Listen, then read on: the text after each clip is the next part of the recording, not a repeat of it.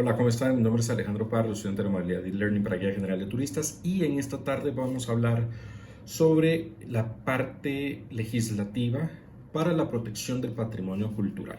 Tenemos a bien saber que pues para poder mantener nuestro patrimonio no basta solo con decir tenemos patrimonio, tenemos dinero para mantenerlo, sino que tiene que haber algo que nos respalde, una ley o la legislación, como bien se le conoce, por parte del país para la protección del mismo. Dentro de ello confiere la parte de la especificación sobre qué son los tipos de patrimonio. Eh, por ejemplo, vamos a hablar sobre el patrimonio cultural. Está dividido en dos, en la parte tangible, y esta tangible todavía se divide en dos, que puede ser tangible inmueble o tangible mueble.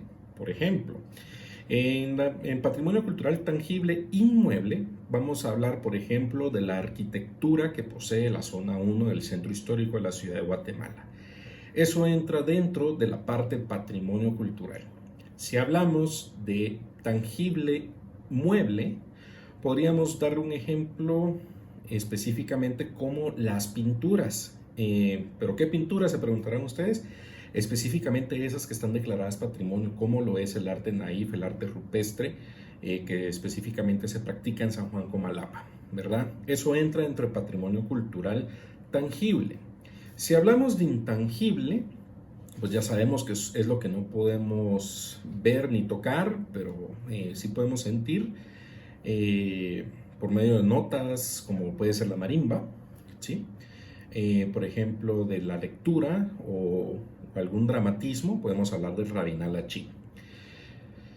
Para poder proteger estas áreas, cuando digo áreas me voy a extender todavía otro poquito. Tenemos patrimonio natural. Voy a poner de ejemplo Semuc Champey, en el municipio de Lanquín, Alta Verapaz, entra dentro del patrimonio natural, ¿verdad?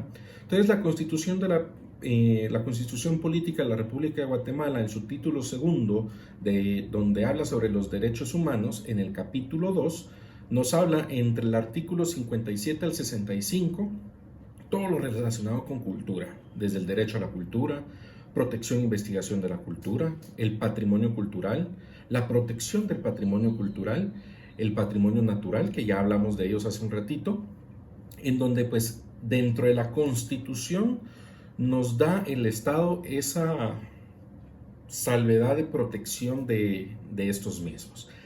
Pero se hizo un decreto en el año 97, decreto 2697, sobre la ley de la protección del patrimonio cultural de la nación, donde pues aquí entra lo que ya habíamos hablado, el desglose, cómo lo tienen ellos catalogado: patrimonio cultural tangible, cultural intangible, bienes muebles, bienes inmuebles, la parte intangible. Pero lo más importante conocer de esto no solo es conocer sobre lo que nosotros tenemos para nuestro país, sino que saber cómo aplicar la ley. No cabe mencionar que más de alguien faltará que abuse de su ética moral y querrá extraer algo, robarse algo, que eso es algo sumamente ilícito. Todo es ilícito, pero ese tipo de pensamientos o acciones tienen sanciones dentro de esta ley para la protección del patrimonio cultural de la nación. Por ejemplo, las sanciones pueden oscilar. Vamos a ver, solo por violar las medidas de protección es una multa de el salario mínimo por 20 veces esa cantidad, ¿verdad? Por la depredación o la extracción indecorosa o sin permiso establecido, o incluso las excavaciones, y tenemos un sinfín más de estas prohibiciones y sanciones. Oscilan entre 6 años a 9 años de cárcel, y el máximo es 15 años de cárcel. Por ejemplo, si es una depredación, o sea, exterminar algo o robarme algo, voy a poner un ejemplo. Por este lapicero que fuera, no sé, inventémonos algo ahorita, del periodo de la colonia, es un plumón, ¿sí? Que se utilizaba con tinta, como ellos firmaban y escribían, y estaba en un museo y yo procedo a usurparlo y lo depredo.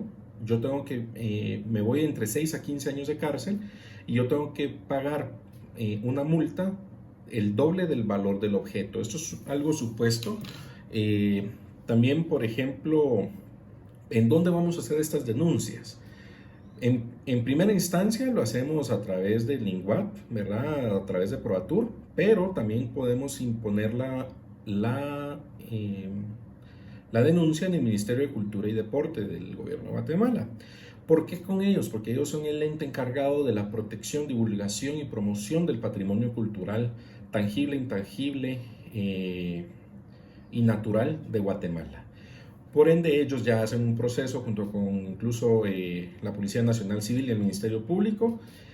¿Por qué entra el Ministerio Público acá? No es porque haya habido un homicidio, sino que en la parte de investigación entra un delegado del Ministerio Público solo para validar que en algún momento todo se cumpla, como al mismo tiempo un delegado de la Procuraduría de los Derechos Humanos en caso fuese necesario intervenir con Fuerza Armada, cosa que realmente lo considero un poco exagerado. Han habido casos, recuerdo muy bien la usurpación de unas pinturas en Antigua Guatemala, las cuales pues aparecieron incluso en el mercado negro y pues se lograron recuperar, pero todo tiene un qué y para qué, ¿verdad? Realmente es importante conocer nuestra Constitución. Es imposible que a alguien se le quede toda la Constitución de la A a la Z, a excepción que sea un abogado, pero es importante que nosotros como guías de turistas, nosotros sepamos en qué artículos y en qué parte nos podemos abocar para que nosotros podamos seguir promoviendo y seamos nosotros los mismos defensores de nuestro patrimonio cultural, que es parte de nuestra, la palabra correcta sería, es parte de nuestras herramientas de trabajo. A experiencia personal, en el tanque de la Unión, ahí en Antigua Guatemala, observé a una persona que por querer sacar una foto chistosa, se abrazó a una de las columnas, parándose en un lugar indebido, pero no, primero no lo tendría que haber hecho. Y segundo, pues estaba dañando la pintura y no sé qué tipo de zapato tenía, pero era con el zapato que estaba dañando la pintura. Y supongamos que hubiera desprendido algún pedazo de, no sé, de concreto, algo muy exagerado, pero que hubiera despegado un pedazo de concreto, realmente esta persona hubiera ido inmediatamente preso, porque dentro de la ley de la protección del patrimonio cultural también está, perdón, no dentro de, esta es como la ley base, donde salen todas las leyes para todos nuestros patrimonios nacionales y de la humanidad que tenemos. Por ejemplo, Antigua Guatemala, Parque Nacional Tikal, Caminal Juyú, por mencionarles algunos de ellos, ¿verdad? Entonces esta persona hubiera enfrentado una multa, imagino que le hubieran sancionado con 20 veces el salario mínimo y un periodo de cárcel, ahí sí desconozco cuánto hubiera sido, me atrevo a opinar que le hubieran dejado el mínimo, 6 años, pero es importante que nosotros lo conozcamos y sepamos a dónde abocarnos en caso de nosotros observar y ver un delito como estos, ¿verdad? Nuestra función es promulgar y difundir pues, nuestros conocimientos, utilizando nuestros patrimonios e incentivando a nuestros turistas a que ellos también sean partícipes de la protección de los mismos mientras están aquí en Guatemala, ¿verdad? Espero que les haya gustado y les deseo muy feliz tarde.